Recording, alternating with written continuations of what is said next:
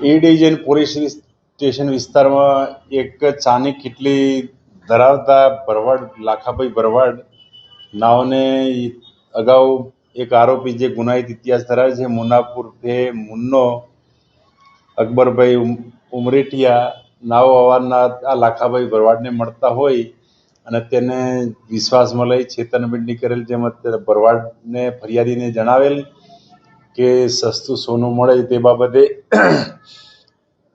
પહેલા એડવાન્સ પેટે 50,000 રૂપિયા ફરિયાદી પાસેથી અપાવડાવી, તેમજ બાકીના પૈસા એમ કે સોનું આવે એટલે આપણે આપવાના છે તે બાબતે તારીખ 1/1/2024 રોજ 5.5 લાખ રૂપિયા ફરિયાદી પાસેથી લઈ અને આ કામના આરોપીઓ મુનાફ તેમજ આરીફ બંને જણા ફરિયાદીને લઈ અને અહીંથી માધાવર ચોકડી બાજુ રિક્ષામાં ગયેલા 3 જણા. પછી ત્યાંથી અચાનક સામે બીજા આરોપીઓ મળી આ બધા એકબીજાએ કાવતરું રચી અને ફરિયાદી સાથે છેતરપિંડી અને વિશ્વાસઘાત કરેલ, જે અંગે તપાસ કરતા એ ડિવિઝનના PSI શ્રી GN વાઘેલા નાઓ તપાસ કરતા આમાં કુલ હાલમાં 6 આરોપી પકડાયેલ છે, જેમાં 2 પોલીસ આઉટસોર્સિંગ ડ્રાઈવર તરીકે નોકરી કરતા, જેઓના નામ અશોકસિંહ ઉમેશસિંહ જાડેજા અને મનીષ રમેશભાઈ ત્રિવેદી હતા.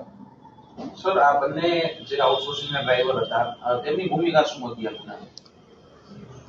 તે પોલીસ ખાતામાં આઉટસોર્સ તરીકે ડ્રાઈવર તરીકે ફરજ બજાવતા, જેમાં સાયબર ક્રાઇમમાં જે ગાડી હોય બોલેરો એના ઉપર એક ડ્રાઈવર હતો અને અન્ય એક ડ્રાઈવર હતો તેની નોકરી બીજી જગ્યાએ, તેમ છતાં એને મદદગારી કરી અને ગુનો આચરેલ.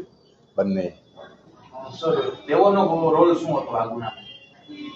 તેઓ બંને ફરિયાદી તેમજ પેલા અન્ય ફરિયાદી સાથે મળી આ બંને આરોપીઓ જે આઉટસોર્સના ડ્રાઈવર બંને મળી અને અન્ય આરોપીઓ સાથે મળી અને ફરિયાદી સાથે છેતરપિંડી તેમજ ઠગાઈ કરવાનો ઈરાદો હતો.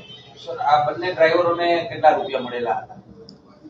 બંને નહીં પણ તમામ આરોપીઓએ 6 લાખ રૂપિયા પડાવેલ ફરિયાદી પાસેથી, જે બાબતે તમામ મુદ્દામાલ રિકવર કરવામાં આવેલ છે અને હાલમાં આરોપીઓ અટક કરી નામદાર કોર્ટમાં રજૂ કરવામાં આવે છે. સર, અન્ય કોઈ આઉટસોર્સિંગના કર્મચારીની આમાં કોઈ સંડોવણી સામે આવી શક્યતા રહેલી છે?